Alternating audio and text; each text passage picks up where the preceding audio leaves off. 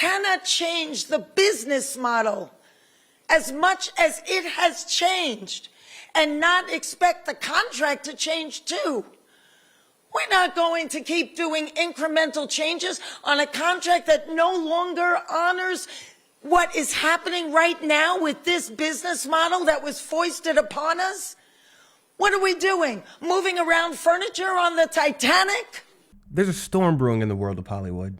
The film and television industry are on the verge of an unprecedented crisis as both the Screen Actors Guild and the Writers Guild of America have gone on strike. But this is just the most recent chapter in an ever-changing industry that often moves so fast that even they can't keep up. So I'm going to give you a full picture and context to what's happening and what's happened historically with these type of strikes. The WGA has been on strike for about 2 months now, and though they've had support from other branches of Hollywood, they've gained a very strong ally with the actors. But let's understand what both the Screen Actors Guild and the Writers Guild are looking for in these negotiations with the Hollywood studios. Now, the two major sticking points with both the writers and the actors are streaming and artificial intelligence. A lot of discussion around better compensation, the protections regarding artificial intelligence, where AI could take the digital likeness of an actor, and residuals in the world of streaming services. The rug was pulled out from under writers and, to a degree, actors in the last 10, 15 years. It's the advent of streaming, the golden age of television. Artistically, it's opened up the world. Maybe there used to be 80 shows in a year. Now you're up to 500, 550 shows in a year. And for writers, it was good because it gave people entry. And a lot of those people were diverse young voices who Hollywood said, oh, you should come out to move to LA or New York, places where the cost of living is extremely high and you have a seat at the table. That for years created careers for people. Now, it doesn't exist like that anymore. Yeah, my brother was an actor. He's since retired, but in the 90s worked a lot, and we sometimes get residuals, and he'll get checks from broadcast television shows that he did in 1995 that are worth more than residual checks from big corporations for films I did in 2020. They're making money.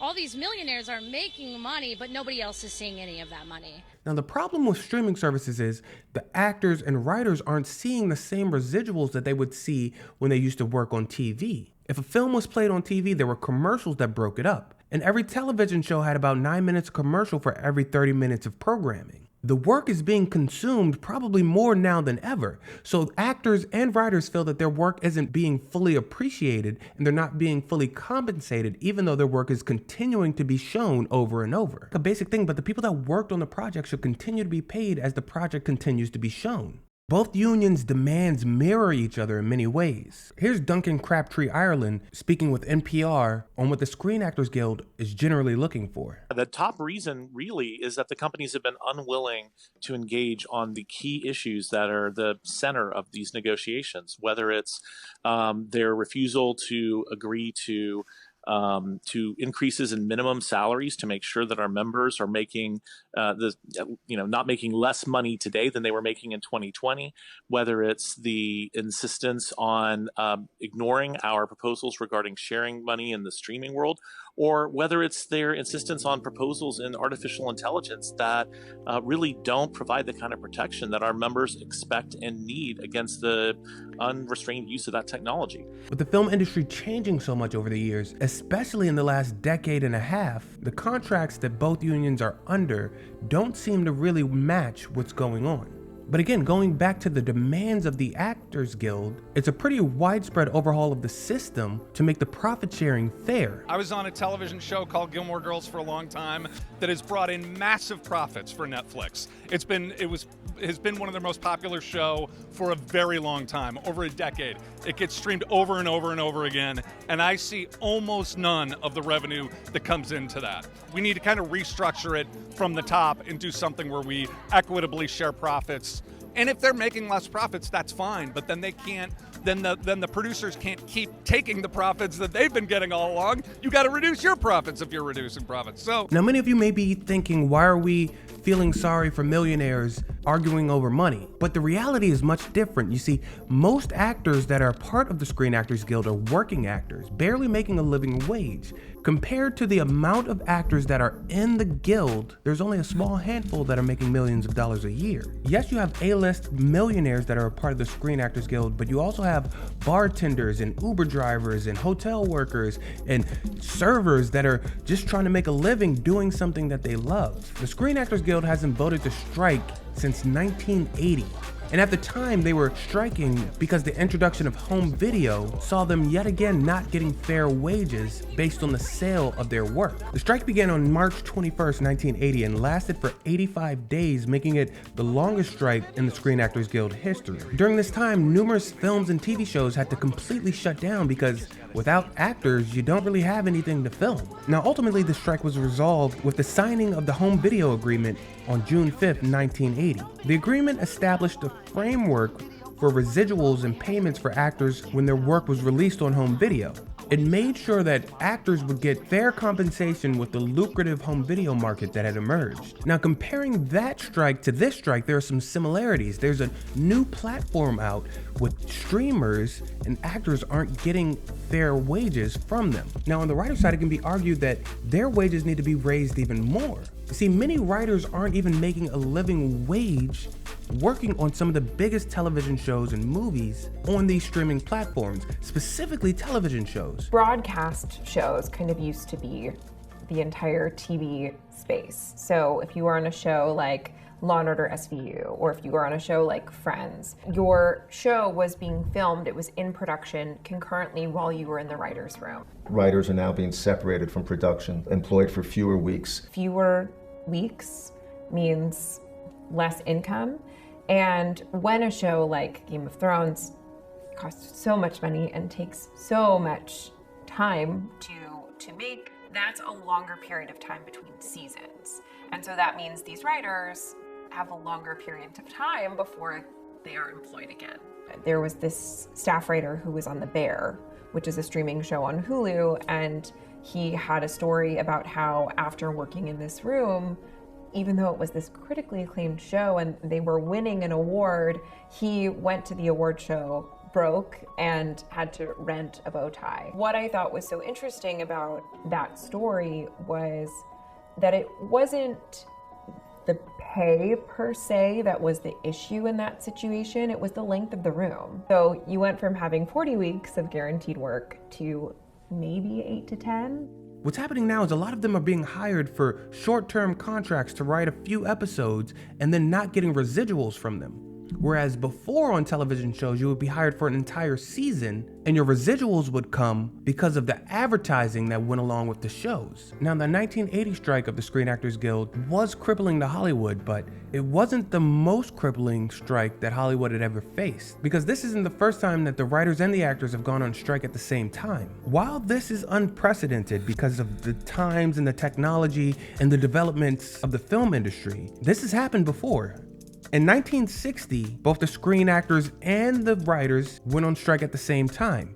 That time, it was also because of wages. See, studios had begun allowing some of their films to be replayed on television, and neither the actors nor the writers were getting any residuals from it, and the majority of the industry was at a standstill. Now, the 1960 strike, the 1980 strike, and the 2023 strike all sound familiar. Like I said in the opening of the video, Hollywood is an ever-changing business, always looking for new opportunities to bring their product to the consumer. Whether that's television, home video, or streaming, there's always new ways for their films and television shows to be viewed. Again, we have to keep in mind that many of these writers and actors are just working class people.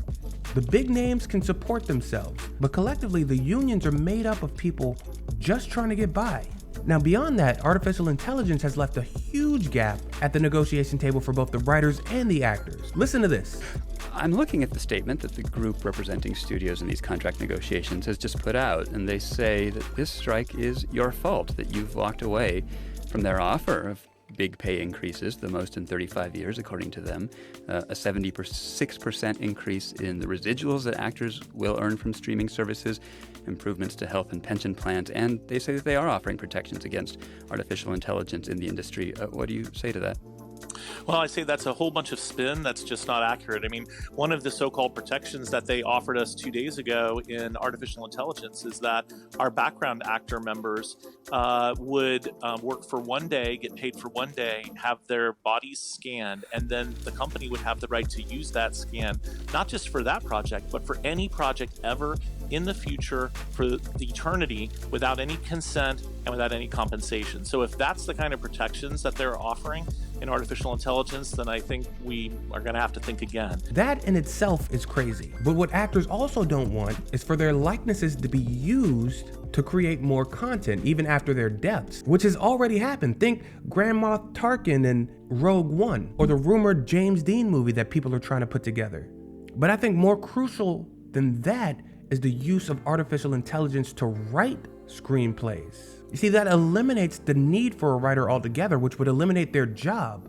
Writers are probably the most essential part of the process because without them, there is nothing to shoot, there is nothing to act, there's nothing to edit, and there's nothing to sell. But what studios are trying to do is cut the writers out completely and have artificial intelligence do it for free, which honestly to me doesn't really make sense. It's human experiences that create these works of art. And artificial intelligence is just copying things that came before. Now, yes, every writer is copying what came before because everything is derivative of something else, but it comes through your human filter based on your experiences in life, and that's where the creativity comes from. Artificial intelligence doesn't have that. And even if in some way it can develop that, why would you want to cut out the human for the computer? I mean, money, obviously. A lot of this is just like normal corporate greed. I am shocked by the way the people that we have been in business with are treating us. I cannot believe it, quite frankly. How far apart we are on so many things. How they plead poverty, that they're losing money left and right when giving hundreds of millions of dollars to their CEOs. It is disgusting. Shame on them. The CEOs of Netflix, Reed Hastings and Ted Sarandos, give each other bonuses in the tens of millions of dollars. Ted Sarandos made $40 million with the bonuses that they made with their corporate profits. There's huge pay gaps from the people that are making this industry happen and the people that are running it. And now with artificial intelligence looming, they're trying to cut those people that make it happen out completely. Meanwhile, Deadline reported that a studio executive told them that they're just trying to wait out the Writers Guild until they lose their homes and their apartments, calling it a cruel but necessary evil, which is insane. Look, Hollywood can't run without the actors and the writers. And right now, they're coming together in a way that hasn't been done in over 60 years. Fair wages have to be met, and artificial intelligence shouldn't be taking over the jobs of the workers that have held this industry together forever. AI should be used as a tool to support, not a tool to replace. This is just the beginning, and how this is all going to turn out, I guess we'll just have to wait and see. What's going on with these unions says a lot more about what's going on in life than you'd actually think. Artificial intelligence is here, and companies are going to look for ways to shrink their margins and use artificial intelligence in order to make more money. This is part of labor against corporation, and it really applies to every single industry that we see right now. The people, in 1980, somebody who was the CEO of a company made 30 times the amount that their lowest employee made. Now that number is 400 times. Why? Why is that? There is no reason for that other than greed. This is a very high-profile reflection on what's to come in society. And with that, I'll leave you with this from Fran Dresser. If we don't stand tall right now, we are all going to be in trouble. We are all going to be in jeopardy of being replaced by machines. And big business, who cares more about Wall Street than you and your family? Most of Americans don't have more than $500 in an emergency. This is a very big deal.